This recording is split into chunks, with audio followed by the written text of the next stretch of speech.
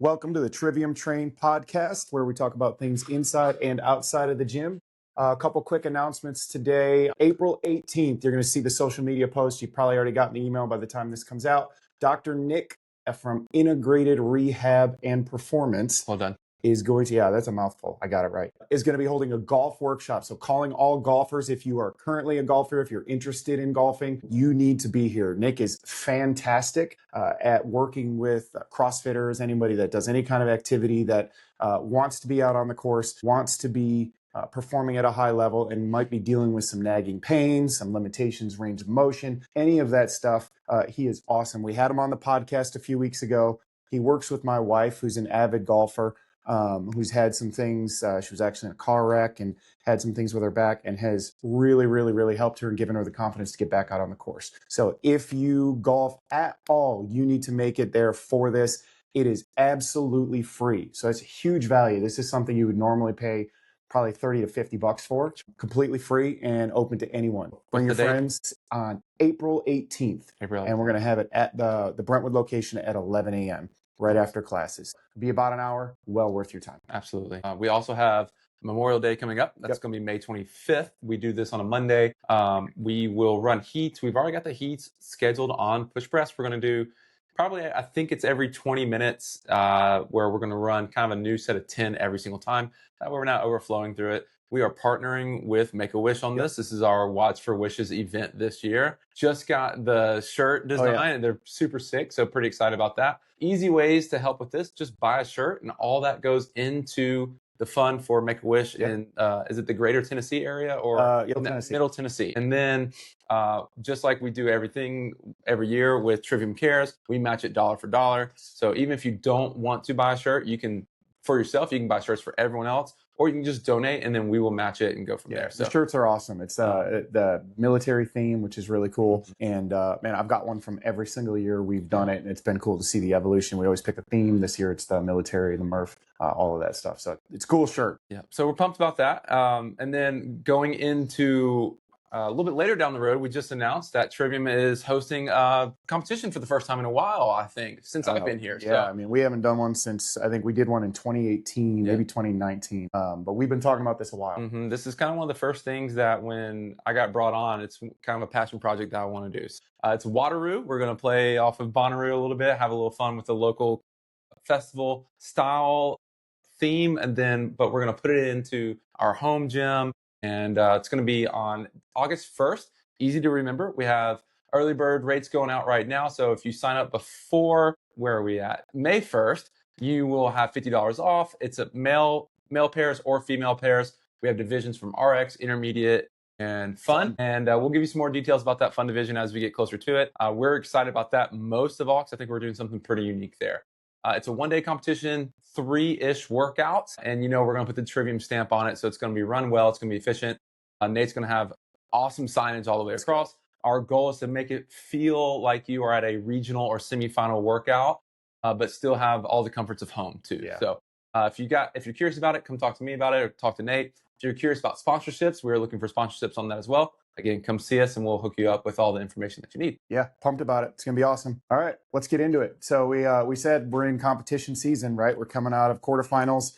Had a great weekend with quarterfinals. A lot of people did some really cool stuff. We're on to the semifinals, and we've got folks that have qualified for the semifinals and either going to in-person or doing the online and some of that stuff, right? Right. So last week, I think after we talked about quarterfinals, you and I got chatting about, the different evolutions of the stages and phases, and you've been involved in that from a professional level more than I have. I've been more on the, affiliate owner, the spectator and all of that. Like, I love the sport, right? I nerd out about some of that stuff. And I got off of this tangent about, man, I miss regionals. And regionals, to me, those years, I think 2018 was the last year they did it. Man, those were just the best. They were awesome. It's to me, it's so much better than the semifinal that it is today. And I've gone to the semifinals. I'll continue to go to them. It is a different feel. It is not the same. I wanted to talk about that today, right? Yeah. The premise being that I think regionals is much, much better format than semifinals, and man, I wish CrossFit would bring it back. Yeah, I agree. I think from a sport, it makes way more sense to go back to a regional feel. I don't know.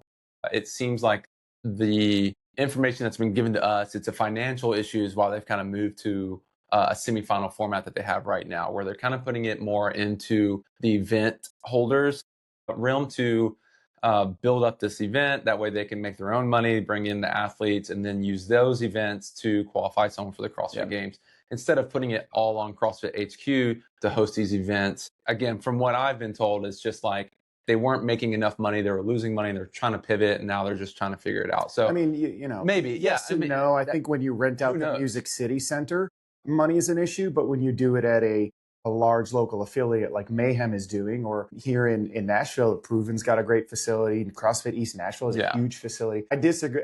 I get the argument, right? But you don't need to rent out the Bridgestone Arena to do these, and to have that stuff. Right. So, you go back and look at older videos, and it is kind of like, I think, a grassroots feel at most of these regional events, and I think like at the Del Mar fairgrounds, you know, like that's where we're doing it. But that has such an aura to it that people were excited about going to it, and people were excited about going back to Legends, which is a semifinal competition this year. So yeah, I agree. I think maybe they expanded too quickly, or they should have just stuck with it a little bit longer, and probably could have seen an explosion there. Just, I think it's a mixture of a whole bunch of reasons why we don't have regionals anymore. Because at the same time that we moved away, it was like the exit with Greg Glassman, but also we had a pivot to CrossFit Health and trying to get away from the games. And then they kind of realized that maybe we actually need the games to be the number one marketing tool for CrossFit. But that's a whole different podcast that we could do right there. And when we talk about the way the format is right now, I dislike it because we have essentially the same pool of 50 athletes competing at the same places all the way across the world, going back to back. We have multiple Americans going to Australia competing there because I think it's a weaker field. We have multiple Americans going to Africa and Asia to compete there because I think that's a better opportunity to qualify for the games than the 4 that we have here. And I just think that it takes away from the inclusiveness that regionals was, because if you think about it back in the day, it was like, hey, you live or you train out of Tennessee, you're in the, I think that was the Central East. You're in the Central East regional, and then hey, I got to finish top 60 in the open. That's going to, or top 50 in the open. That's going to put me at regionals. And then from there, I'm going toe to toe against everyone in my region. Top 5, go to the games. And there's different regions all over the world. And it made for me excited as a fan because like I was like, hey, I was in the South region. It's like, all right, who do we got here? And it's like, all right, we got some guys here and they're good at some things. Like the South was good at cycling power cleans because they're all football bros that came out. And so, you know, when that came around, you had, I forget his name now, from Texas, but he was just, you had Travis Williams and this other guy too that could just cycle a barbell. And you're like, that's our guys, you know, from the South. But then you have Northeast, where Matt Fraser's coming from, and that's just looming for everyone else that has to deal with it. And you're like, maybe this guy from California can go to toe-to-toe. Whoa, what about the guys from Europe? Maybe Roman Krinikov coming from Russia. You know, it's like these storylines were amazing when we got into regionals, and it just kind of gets taken away now that we're at semifinals, because now they're all competing against each other all the time. Yeah, and so the argument, like, so when you think about why they did what they did, right? They have the whole like, well, it was too much work, it was too much money, they were these big events, they cost millions to put on. I understand that, right? But you're building a product, right? And that product is the marketing arm that feeds the affiliates, right? If you have to look at it that way, you can't look at it like it's the NFL or the minor leagues, major leagues. You have to look at it as a product that's being put out that pumps the marketing to feed the affiliate. And as the affiliate goes, so goes CrossFit. That should be the way it looks. Right? And if you look at the product today and what they tried to do, or what I hear them saying they're trying to do, is they're trying to make the CrossFit Games the product that pumps those things out. My point is, and really kind of like what I want to talk about today is, you've completely removed what you just said, which is the pathway as a product. The pathway was the product that fed to the other product. And so by cutting off that pathway, you've diluted the actual big product up here and ruined that piece, right? So the athletes didn't get worse, they got better. I would say we could all say that the athletes that are at the CrossFit Games and today are probably would dust a lot of the people from 2016, 2017, 2018. I just think the sport has evolved in that way. I think the statistics support that. I don't have them with me. I'm a data guy, but I genuinely think the bottom tier of the CrossFit Games today are better than the bottom tier of it The only 7 or 8 the years only ago. reason I push back on that is because the pool is not tested the same anymore. And so when you have now tainted your testing pool by only allowing certain people to go compete at the bridge, which is semifinals and regional. So now I say this all the time. It's like, well, the big guys just keep getting invited to these places.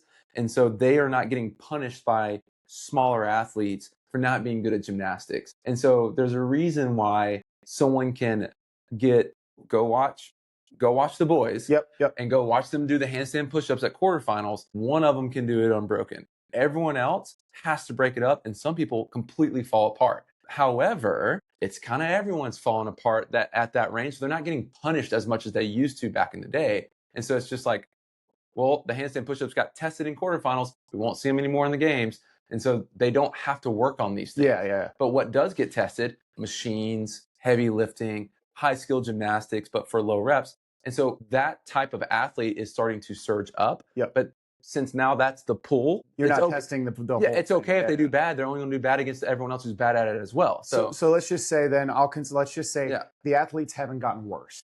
Oh, for That's sure. not the issue, yeah. right? It's like, let's just say, I don't think they're worse athletes. That the issue is not the athlete. Yeah, I think training has gotten smarter. It's because we know what the test is, and we know where things are going in the test. So people are training towards that, and so they look better in competition. Right. That's a different. So they didn't lose their fitness. Yes. Right. CrossFit didn't lose its fitness; has lost its structure. Yes. Right. And we talked a little bit at the tail end of last week, and some of the clips we pulled last week of like the consistency is gone in the open and all of these things. And one of the reasons that the pathway worked was because it was simple and everyone understood it. Right. Was it perfect? No.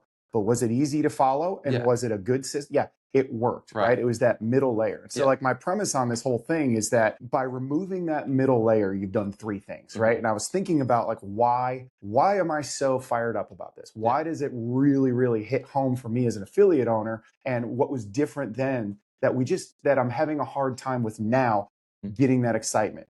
And I came up with three things, right? So regionals is better than semifinals because, and I wrote them down here so that I said them right? It's like they're rare enough to matter, for one.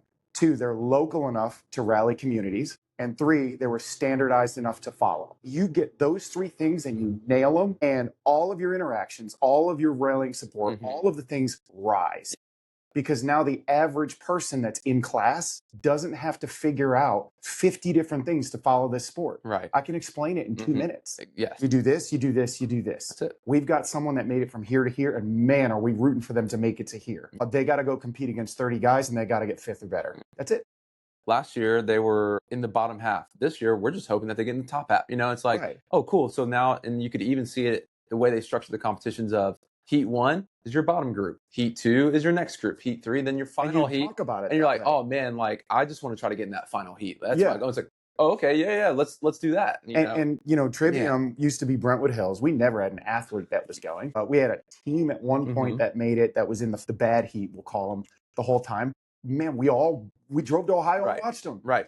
And when regionals was here in Nashville, we didn't have anybody from our gym, but we knew somebody from a gym across town. Yeah, so you're like, that's cool. And we're like, we're going to go watch that guy and hope he makes it from Heat 3 to Heat 2 and maybe, whatever. Exactly. And so 20 or 30 of us from a gym that this guy doesn't even go to, but it's up the street and we've seen him around, we've known him. And all these you're things. close to it. You're close enough. Bought the tickets and went. And that's the kind of thing, right? It's like gone. You got Cookeville right down the street and Syndicate. We have two semifinals less than a 2-hour drive away. And it's like, what's the excitement level? And it's like, not in our gym, not very. And it's like, I'm coaching an athlete there. And it's like, okay, cool. Like I'm pumped about it. Absolutely. But as far as like, it's not a regional field because you know what? We got a guy from Canada that's competing there. We got two guys from California competing in there. And it's just like, okay, so what's that mean to me? But if I said, hey, these are the best dudes from that Tennessee, Kentucky, Mississippi, Alabama, Georgia area. These are the best dudes and the best girls. They're all competing. You remember such and such from whatever gym? Like they're there too. Oh, we got two teams going from our local area. And it's like, oh, that's kind of fun. Let's go rally. Then we go, what heat are they in? And so it's like we talk about, we want the sport to progress. Everybody talks about, oh, we want to progress it. It's going to get bigger and better. We need to get media on it. We get all these things to elevate it so the athletes can survive and all these things. And I'm not against any of those things. Yeah. But I would argue that we did the opposite. Right. Because instead of now regionals, which took 360 athletes per gender, semifinals taking 2,000. Yeah, it does nothing. You didn't progress anything. You just diluted the entire pool. Hey, congrats to our athletes that did make it to online semis, though, before that. Let's say, hey, top 2,000, top 2,000. Like, very cool. Yeah. Very cool. Yeah. It does not make you elite. I would argue. Congrats again to everyone that qualified. Look, if I made regionals. Yeah, no, I'm with you. Or semifinals for any way, I would not say that I'm an elite athlete. I'd be like, I worked my ass off to get 1900th place, and I'm freaking pumped about that. Would you say you're a semifinal athlete? Today? No. But you are. But that's the thing. And that's the thing. That is the thing, right? That is the whole point. When I said I'm a regional athlete, they're like, you were elite if you said that. Wow. They're like, oh, wow. And it's like, but you also know, like, you have to be really fit to get your butt kicked there, you know? Correct. And like, so it's like, oh, wow. Because that's what we would see, right? When Nicole first made it to regionals in California, which we were like, this is like the big leagues here because this is the OG CrossFit. She had to be really good just to get her butt kicked there. And she got her butt kicked, but it was like, but we all knew how good she was. And then it also, it put it in perspective, wow, how good are these people then? And so it made the community understand the sport a lot more because they had someone that they could anchor on. I know how hard Hal Fisher works out or how hard Martha works out, how good she is. And for them to go there and respectfully get their butt kicked there, you're like, oh, wow, they're really good. And then they come back like, I need to work on this, this, and this. And you're like, yeah, let's do it. We used to say, like, you have no idea how fit you have to be to suck at CrossFit. Yeah, right. To say, at that level, for sure. And it's like, suck at, you know what I mean? At that exactly. level. And it's but like, you used to be able to say, I made it to regionals. But now we can't even get the Hal Fishers and Marthas to go because you have to finish top 40 to actually go into an in-person invite to even be seen. And that's one thing I really miss about it because the CrossFit junkies, like for me, I loved watching every single heat of every single workout 3 weeks in a row from every different region and comparing the and just like looking like oh cool, oh they had 2 more weeks to prepare, what does that look like, oh, and it's just like it's exciting to see. And some people just want to watch the final heats, but again, when you get down to the grassroots and local level, they're all watching that first heat, and then that gets them excited and that builds the community in that area, which grows the product. Right now, I can't get people excited about going to Mayhem because there's no one there that relates to them. Even the athletes that we have going there, it's like you're not doing our programming. You're not, it's just like it's become too elite, too far away for the common CrossFitter to think that they can grasp it. And it used to be like I just think like I can go to regionals if I try really hard. It's like now how is Jake going to make it to regionals or semifinals? And it's like, you need to be one of the top 15 in the world. And it's like, well, how do you be top 15 in the world? You basically have to be a games athlete to make it to that round. Right. And it just doesn't. Good point. You have to be a games athlete to go to regionals. So now the games athlete thing was diluted even more because now to be this, you have to be here. You got to be here. So you took the thing that was the holy grail of getting to and you diluted it again by bringing it here. And what you think you're doing is bringing higher quality down here. You're not. You're detaching the affiliate, you're detaching the fan, you're detaching the community from those things and turning it into an unwatchable sport that unfortunately isn't going to be fun to watch. And the thing that makes that so great that we lost is scarcity, right? And think about other big sporting events and why people are so drawn to them. Why do people watch the Masters? What's one of the reasons? It is so hard to get to the final day of the Masters. There's a scarcity to that thing, even at that highest level. Why do people watch the NCAA tournament that we just came out of? Right. It is so hard. Just getting to the NCAA, if you're Moyne and you make it to the NCAA tournament and get waxed by 30 by Duke, that is the highlight of your they bust the whole school in. And to even say, like, and here's the thing, because someone's going to say, like, well, there's better teams in Lemoyne that should have been there. You could say that. It's like, that's what semifinals or that's what regionals is. Yeah. But that's why they get that. But you like to see that. And so semifinals or regionals was the opportunity to see this person. It's like, well, in this region, they qualified. They may not have qualified over here, but I get to see this person here now and they get a chance to go just to taste it and then get after it. We'll weed all that out because the top 5 in every region deserves to go. You could say again, well, the 5th place in the South shouldn't. It's like, that's okay. That's 1 or 2 pieces. Yeah. It's 1 or 2. This, you just don't get an opportunity. I just want to put this in perspective. The funnel used to be, you have everyone do the open, 200,000 people do that. Cool. Within each region, let's just say it's 60 people that got to go. Okay. So 200,000 down to 60. That was the hard part. But then you could still gauge every year, how much closer did you get? That was entertaining for me, at least. Like, I was top 50,000. Now I'm top 36,000. Right. Now I'm top 100 in my region. I'm close. Maybe I can do it next year. And then from there, in one format, it was top 5 from every region. Go. Cool. Super simple. 3 in Europe. Yada yada. Now we have Mayhem 3-3. Legends 2-2. Copa Sur 2-2. Far East 1-1. Magic City none, but the Masters age group 7. Okay. French Throwdown 3-3. Torian Pro 3-3. Then you got Rebel Renegade, which is in Africa. There's 1. Syndicate gets 3. Mad Fitness Festival, which is in Spain, gets 3. Northern California Classic gets 2. And it's like, okay, so this one has 3, this one has 1, this one has 2, this one has 7, and it's like, it doesn't make sense. So what place do they need to get into to go to the games? It's like, well, it depends on where they're going. And it's like, yeah, it's so hard to understand that, and it doesn't make sense to me that you would water it down in that sense when we even a couple of years ago you had follow that. Who I can't keep up with. Yeah, and I think the final point, or at least one of we got plenty of points. What was also cool about the regional side of it is Dave was still kind of the face of it, as far as like, here's the regional workouts, they're all getting released. And now, like, again, everyone knows what those 6 workouts are going to be, sometimes 7. And now we can all really just sink our teeth in, digest it. Who's going to do good? What regions are going to struggle with this? Yada, yada, yada. Now, everyone, there's nothing congruent about any of it. We've got Mayhem releasing a workout every other day. You've got Legends hasn't released anything. And it's just like, okay, so what? Okay, again, so how many people go here? What are the workouts that are going on here? Who's going to be there? How did they get there? Well, this one was just invite only. This one, you had 20 people get invited through the quarterfinals. These people, and it's like, okay, so I'll just wait until we get to the games. Like, that's what people are going to do. It's like, okay, just get to the games and then we'll watch. And it's like, what you said, that doesn't enhance the product. You've now made this product unwatchable. And the path is completely messy. There is no funnel. So there is no path. So even back to what you were saying before, and then using the NCAA analogy, sure, there's a lot of teams that would beat Colgate, but they were the number 16 team. You know how they got it? They knew their path. Yep. They won their league. They were the champions of their league. There you go. And it doesn't matter how they did it. They did it. And everybody knows that's how you do it. And it's the same thing here. It was open, regionals, games, done.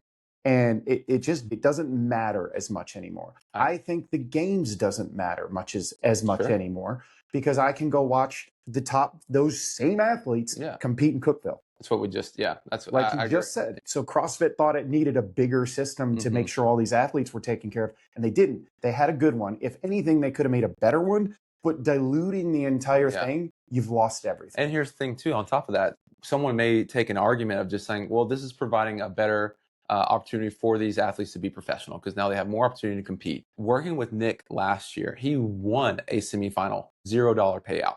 Yeah. And it's like, you got $0. You had to go on your own dime to go there. He didn't make any money until after the games. It's like, he went all this because he was doing WFP as well. He's doing WFP events, CrossFit events. And it's like, and you still have to finish top 5, but he did 4 different events in 3 weeks. And it's like, none of that was a better opportunity. That was just wearing him down. Mayhem is paying out. NorCal is paying out. I don't know anything else about anything else from a payout standpoint. So you've got the same people doing the same thing at every different place. It's not providing a better living for them. It's what they have to do to get qualified. And then you have an opportunity to make some money at the CrossFit Games later down the road.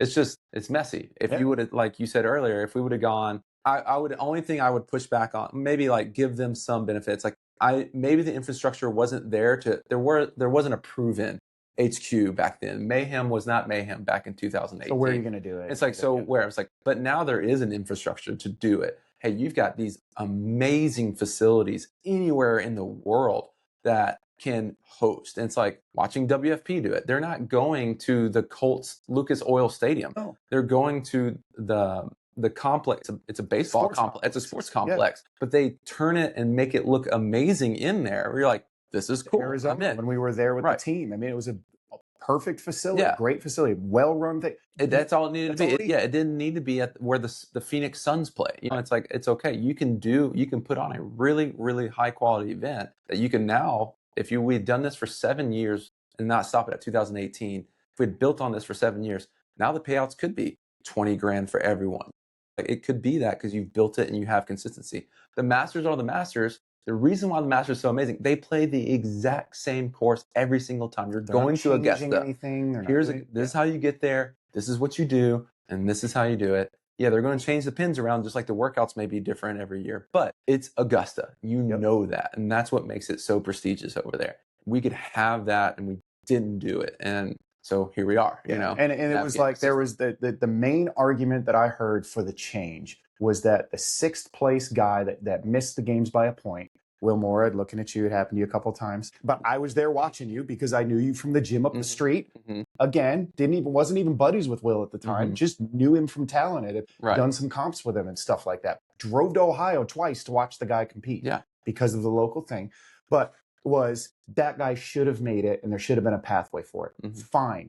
Everybody that gets 6th through 10th can do the last chance qualifier. Or you have one final event that all of those people make to, and you just do one last chance qual. That's it. Sorry. But if you got 10th, if you got 11th, if you weren't fit enough, if the workouts didn't favor you, that's sports. That's life. Right. That's every profession that's not just a day job that exists. I used to make this comparison to the struggling athlete with the struggling musician here in Nashville, where it was like the whole world was against him. If someone would just listen, if someone would just do this, it turns out you just aren't that good. Yeah. Right. Like not to be a jerk or anything, but like the pathway was clear and we understood it. And again, I'll just go back to this. It was rare enough to matter. We all cared about it because it only came around and we knew what it was. It was local enough. Again, we've made all those points and it was standardized enough to follow. Right. Everybody in the gym knew how it worked. I don't think 10% of the people in the gym know how it works. I barely know how it works. This is my job, you know?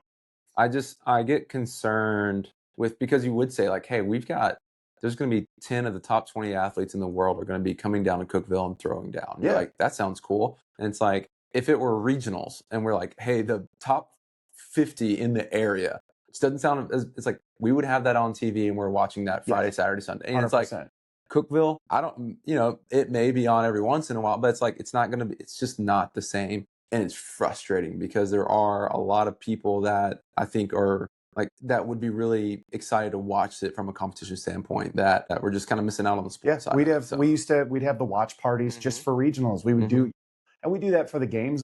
All that stuff is fun and it's great. I want to say the reason that I get so annoyed about this and like you even just said, right? It's not because I hate CrossFit. It's because I love CrossFit. Absolutely. And I miss those things that brought us all together, the sports side of it that we understood, the rallying of the community. We had a blast doing all those things. None of us were going. I say none of us. Most of us were not going to those events. You might try to put a team together or that kind of stuff. And that's super freaking fun. But all those other things that we kind of miss. They tried to be more inclusive. They made it less meaningful. I think, that middle layer, it just cut off the head. I agree. I don't think there's really much more to add to it. I do think we're raining on that parade because we care about it. Right. I also want to try to make sure that we're not looking through it like back in my day, things were this. Uncle Rico, I can throw this football. Yeah, and it's like, but when you just look at, I just think of how just junked up this system is right now. You're like, was there a better way, or is there a better way? It's like, what if we just like separate? It's like, oh, we used to do that. And like, why do we get away from it? I don't know. It's just like, so it makes it look like it's not very professional in that sense because of how we're trying to qualify through all that. So if you're CrossFit sells, man. Yeah. And it's private equity, so they probably will. That's what they do, right? And that would be the number one thing they could do, I think, to galvanize back this thing. How fired up would people be to hear like, we're going back to regionals? Yeah, hey guys, we're going back to regionals. Yeah, that'd be awesome. There's all these other leagues too, like WFP fills a void for a lot of those people. There's all these other competitions and things that are there that are a path for other ways to make money and compete. Yeah. And this it becomes that holy grail. How is this not WFP already when I'm just looking at the semifinals where it's like, oh, well, it's the same 20 people going to all these different competitions. It's like, oh yeah, we have that WFP. What if we did this regional based and then we go and find the fittest on earth by narrowing down the funnel where they all take the same test? Oh yeah, we did that. It's like, oh, why don't we do it now? That sounds pretty cool. It's like, I don't know, because we don't have leadership. In parallel, you've got this great, again, just good events where you can go watch the pros and have a great time. If you love CrossFit, wonderful events. I loved going to those things. Like, I thought they were awesome. but it's different, right? They're just not the same thing. We're affiliated with CrossFit. It feeds the funnel, all those things. I could talk about it forever. We've talked about it for 38 minutes. We were going to talk about some workouts. I think we're out of time. Let's do that next week. I want to talk about the WFP workouts got released today. So next week, we're going to talk about those and the Mayhem workouts. By the time that, probably all of them are there. So we need to do it early before we leave to Cookville. So that sounds good. Yeah, we'll do that. Yeah, we'll get that done early and get that out. Actually, let's get it out before the actual event. Sounds good. We'll do an early record and all that. But listen, thanks for listening to us rant. Shout out Laura Lynn for being our listener. Thanks, guys. Thanks. See you in the gym. Show up, work hard, be kind. That's good. Yeah. Trivium Talk Podcast. Hey, big facts. Bad jokes, all gas. Whoa. Turn it up, talk it out, let it clash. Trivium Talk Podcast.